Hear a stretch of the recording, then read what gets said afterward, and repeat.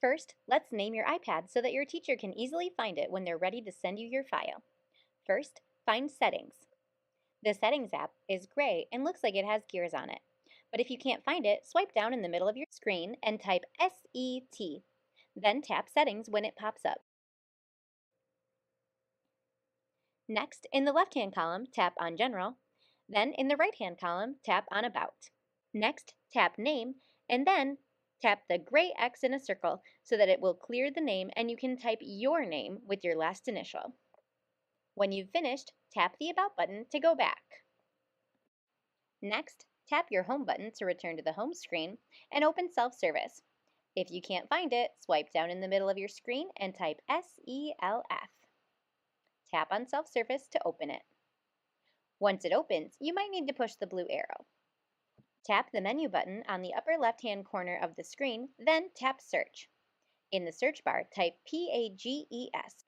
Once you see the orange Pages app icon appear, tap Install.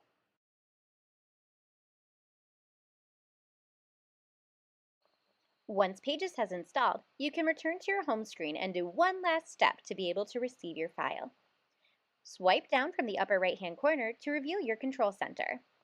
Tap and hold on the AirDrop icon to open the options. Then tap on AirDrop and change it to Everyone for 10 minutes. This will allow your teacher to send you the file that you need. When your teacher sends you the file, you'll see a notification that looks like this. Tap on Accept. The file should now be opened in Pages. Even if your workbook doesn't look exactly like this one, you can press the Edit button in the upper right-hand corner and get started working. While every interactive workbook looks a little bit different, the steps to rename them are the same. When you first open the file, tap the drop-down button at the top next to the title of the document. Then tap Rename and type your name along with the title for your document. When you're finished, tap the blue Done button on the keyboard. When navigating through your workbook, it is important to use the thumbnails along the left-hand side of the page. Tap on each thumbnail to switch between pages. This will make it easier for you to switch pages without accidentally moving something around in the document. If you can't see the thumbnails on the left-hand side of your screen, simply tap on the View options in the upper left-hand corner, then tap on Page Thumbnails to turn them on.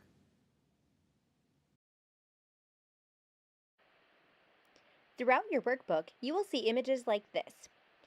Whenever you see one of these, you will need to add a photo or a video. Be sure to look at the directions so that you know what needs to go in that box. For example, it might be a picture of you or another person, or it might be a picture of some work that you've completed.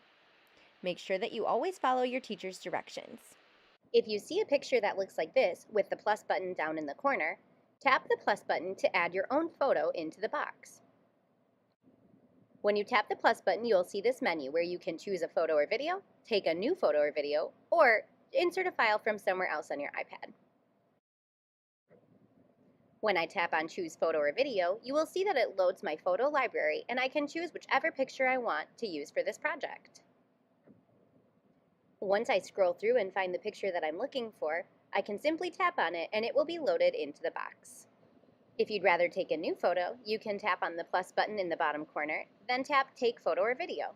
This will load your camera where you can use the circle button to take a new picture, then tap Use Photo in the bottom corner to insert the photo into your box. Throughout your workbook, there will be a variety of places where you need to enter text. If you see a text box that you need to edit, like the name box on this page, simply tap on the box and begin typing whatever you need to enter into the box. When you're finished, press the down keyboard button on the bottom right corner of your screen.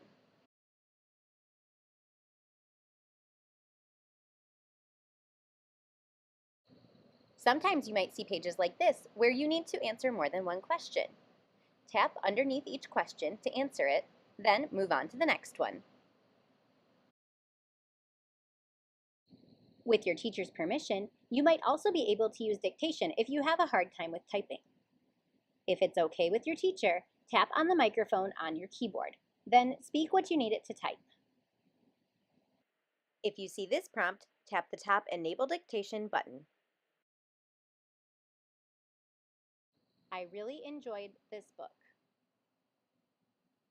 When you finish, tap the keyboard button at the bottom of the screen to return to the keyboard. Dictation is not perfect, but it does a pretty good job. Be sure to double check that it typed what you intended to say. Also, always be sure to check the directions and make sure you are completing the text box with the needed information. When you see an image like this, you will need to record audio for your book. We will use the Record Audio tool that's built right into Pages. This will help you record your voice so that you have a recording of you speaking right in your book. To do this, tap the plus button at the top center of your screen. Then tap the Record Audio button. Tap the microphone at the bottom of the screen to begin recording your voice. I really enjoyed this book. When you're done, tap the microphone again and then tap Insert in the upper right corner of your screen. You will now see that you have a little speaker icon. Move it to where you need it on the page, and then when you want to listen to it again, you can simply tap on the speaker and it will play your voice back. When you see this symbol on a word or picture, it means that it is a link to somewhere else in your document or to somewhere else on your iPad. If the link is to another page in your document, when you click on the arrow, you will simply need to tap Go to Page. You will be directed to the exact page you need. On other pages, you might find links to websites you need to visit. Tap on the link, then tap Open Link, and it will open right in the internet for you. When you're finished using the resource, tap the Pages button in the upper left-hand corner of the screen to go right back into your workbook.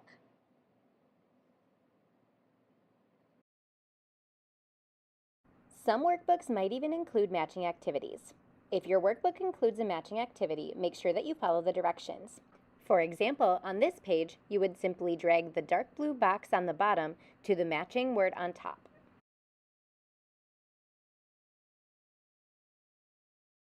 When using an interactive workbook, you might see directions that ask you to move a shape to complete an activity.